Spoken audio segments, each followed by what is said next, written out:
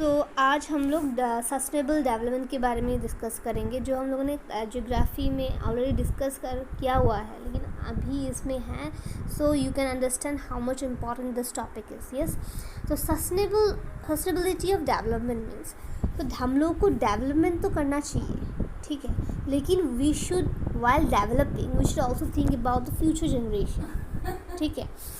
जैसे कि अभी एक कंट्री अगर डेवलप है, ठीक है, लेकिन अगर उन लोगों ने इतना डेवलप कर लिया, इतना यूज़ कर लिया अपना रिसोर्स, जो भी रिसोर्स है, क्रूड ऑयल है, वाटर है, फॉरेस्ट एरियाज़ है, या हम लोग के पास बहुत सारा क्या बोल सकते हैं ऑयल रिजर्वर्स है, ठीक है, कोल है, तो हम लोग सब यूज़ करके हम लोग चिल्ड्रंस के लिए, फ्यूचर जनरेशन के लिए कुछ नहीं बचा।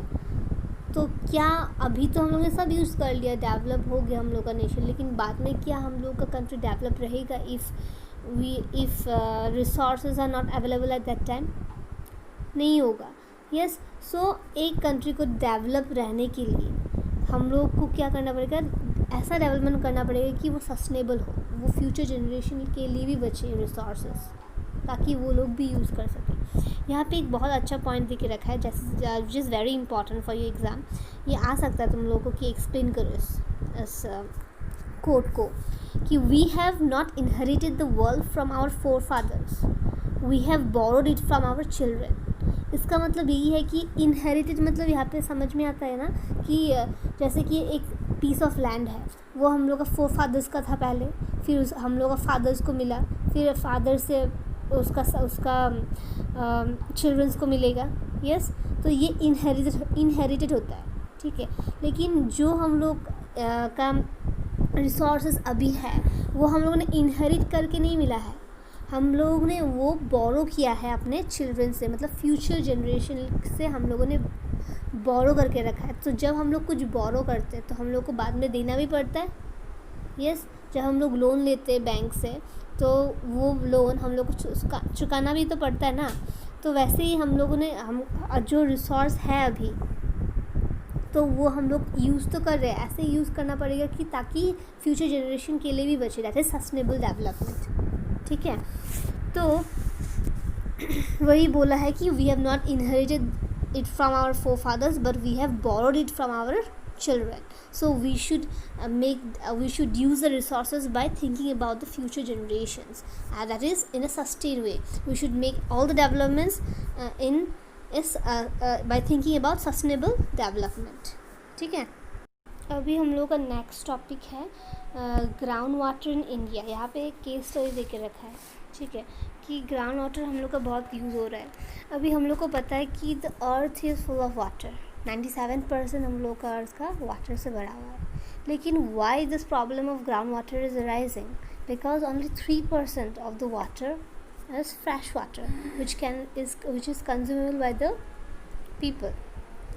अब बाकी सब वाटर हम लोग का सलाइन होता है और हम लोग वो यूज़ नहीं कर पाते हैं, ठीक है। तो ये ग्राउंड वाटर का प्रॉब्लम क्यों हो रहा है? मेनली यहाँ पे बोल के रखा है कि हम लोग का जो ग्राउंड वाटर है वो ओवर यूज़ हो रहा है।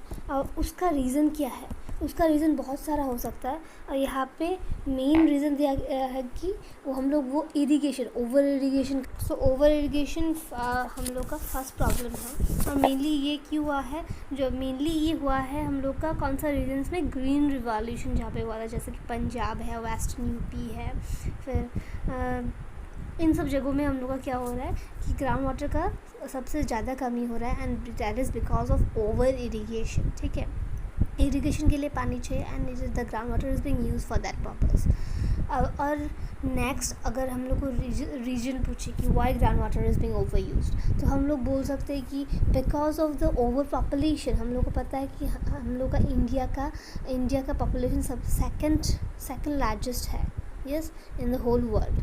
तो for that purpose when the population is increasing, तो हम लोग को फूड क्रॉप चाहिए ज़्यादा, और जब हम ये भी एक कारण है कि हम लोगों का ग्राउंड वाटर ज़्यादा यूज़ हो रहा है। Yes, and also along with the increase in the population there is a frequent use of pumping of water from the ground, कि हम लोग को ज़्यादा पानी चाहिए ड्रिंकिंग के पर्पज़ के लिए हो, या वॉशिंग यूटेंसिल्स या क्लोथ्स, और फॉर ऑल्सो हम लोग का जो वाटर वो अर्बनाइजेशन के लिए, अर्बनाइजेशन जब ज़्यादा हो रहा है तो हम लोग का सब लोग डिपेंडेंट है ग्राउंड वाटर में ही। हम लोग रिवर्स के ऊपर कम डिपेंड हो रहा है अभी। रिवर्स का पानी यूज़ कर रहे थे पहले, जब रूरल एरिया का लोग वहाँ पे हम लोग सब अपना washing of clothes, drinking water सब वहाँ से लाते थे। लेकिन जब हम लोग अर्बनाइजेशन हो गया तो वहाँ पे तो हम लोग को रिवर्स नहीं मिलेगा ना, तो हम लोग ग्राउंड वाटर ज़्यादा यूज़ कर रहे हैं। अलॉन्ग विद दैट हम लोग का इंडस्ट्रियलाइजेशन हो रहा है। यस, तो इंडस्ट्रियलाइजेशन जब हो रहा है तो इंडस्ट्रीज़ में तो बहुत सारा पानी चाहिए, तो तब ऐसे भी हम लोग का ग्राउंड वाटर डिक्रीज़ हो रहा है। अलॉन्ग विद दैट हम लोग का रिवर्स जो रिवर्स है वो सब भी पल्यूटेड हो रहा है because of industrialisation, again because of urbanisation, again bad drainage system. तो जब पानी हम लोग का रिवर्स का पल्यूट हो रहा है तो उसके कारण भी हम लोग का फ्रेश वाटर डिक्रीज़ हो जा रहा है, ठीक है। और इसलिए दो water is a renewable resource, हम लोग को पता है कि हम लोगों ने पढ़ा था कि रिन्यूएबल रिसोर्स है, वो रिप्लेनिश हो जाता है बाय नेचर, ठीक है। लेकिन वो भी हम लोग का अभी थ्रेट बन रहा है। ऑल्दो वो रिन्यूएबल रिसोर्स तो है, water is a renewable resource, लेकिन अगर हम लोग को उतना रेन नहीं मिलेगा, because rain is the only source, अगर उतना रेन नहीं हो रहा है उस करंट ईयर में जितना यूज़ हो रहा है, तो how can it will be renewed, how will it be renewed? Yes, so that is the problem we are facing, ठीक है। और उसके साथ हम लोग का एग्जॉशन ऑफ नेचुरल रिसोर्स हो रहा है, जैसे कि मेनली जो ऑयल, क्रूड ऑयल है, उसका रिजर्व्स एक एस्टिमेट से एक्सपर्ट्स ने निकाला है कि वर्ल्ड में हम लोग का रिजर्व्स है 137 reserve billion tonne of reserves crude oil का है, ठीक है। और यूनाइटेड स्टेट्स में, लेकिन वहीं पे यूनाइटेड स्टेट्स में सिर्फ 4 बिलियन टन्स अभी बाकी है, और वो हम लोग कितना ईयर्स यूज़ कर सकेंगे? Only 10 years. हम लोग को पता है कि crude oil is very important, we can say the crude oil is the life blood of industrialisation, ठीक है। एक इंडस्ट्री डेवलप होने के लिए या अर्बनाइजेशन होने के लिए हम लोग को क्या चाहिए? हम लोग को क्रूड ऑयल चाहिए, because it is the source of energy, we can say, ठीक है। हम लोग को क्रूड ऑयल से, whether it is in the form of kerosene, it is in the form of diesel and all, तो हम लोग को क्या चाहिए? क्रूड ऑयल चाहिए, है कि नहीं? So we can say for development this crude oil reserves या resources is very very important. So हम लोग को ऐसे यूज़ करना है कि ये फ्यूचर के लिए भी बचे वो, ऐसा नहीं कि अभी यूज़ कर ले, अभी है तो हम लोग यूज़ कर ले और बाकी फ्यूचर के लिए कुछ ना छोड़े, ऐसा नहीं होना चाहिए। जैसे कि हम लोग का एग्जांपल ले सकते हैं कि अगर हम लोग को घर से शॉप में जाना है, ठीक है, हम कुछ लोग क्या करते हैं, वो लोग अपना वो मोटर व्हीकल लेके चले जाते हैं, whereas he could have use his bicycle or he could have walk that part, वो तो बॉडी के लिए भी अच्छा होता है, लेकिन वैसा नहीं करते। But if we keep on continuing this thing, जितना भी हम लोग का रिजर्व है ना अभी, जिसका क्रूड ऑयल हो या कोल हो, कुछ भी हो, तो हम लोग का वो यूज्ड अप हो जाएगा और बाकी फ्यूचर के लिए कुछ नहीं बचेगा, और जो कंट्री डेवलप था ना पहले, वो अंडर डेवलप हो जाएगा, ठीक है। ऐसा नहीं है कि ये प्रॉब्लम सिर्फ एक कंट्री का है, या it is a problem of the whole world, ठीक है। और यहाँ पे डाटा देख ही रखा है कि हम लोग का क्रूड ऑयल रिजर्व सिर्फ टोटल 137 बिलियन टन्स है, और वो हम लोग सिर्फ 43 ईयर्स कर पाएंगे। यस, और इंडिया जो है वो बहुत सारा क्रूड ऑयल हम लोग क्या करते हैं? इंपोर्ट करते हैं, और इसके लिए हम लोग का ऑयल प्राइसेस जो है वो बहुत हाई होता है। Yes, in comparison to other country we really have to pay a lot of money to buy crude oils, और पेट्रोल का दाम, डीजल का दाम बहुत ज़्यादा होता है मतलब हम लोग का कंट्री में, ठीक है।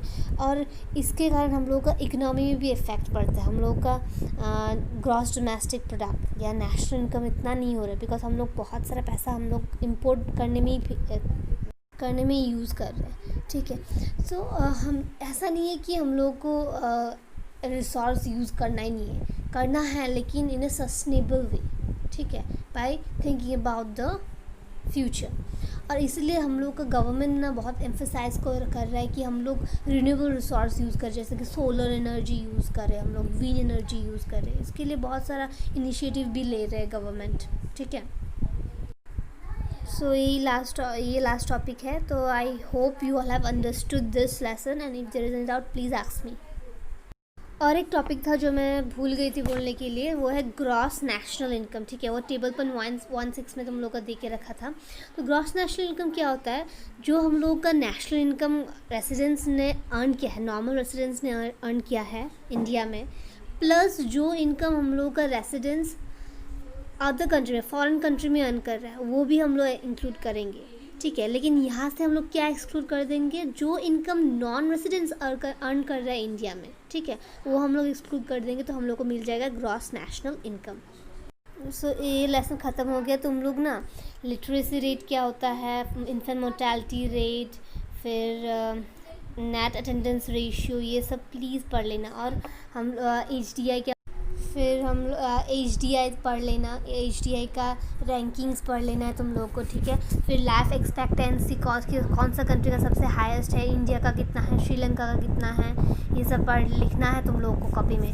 ठीक है, फिर तुम लोग एवरेज इनकम क्या होता है, एवरेज इनकम का अदर नेम क्या है, फिर पब्लिक फैसिलिटीज़ क्या होता है, कि मनी इज़ रियली इंपॉर्टेंट और other services are also important, what are the limitations of average income, ये सब लिखो।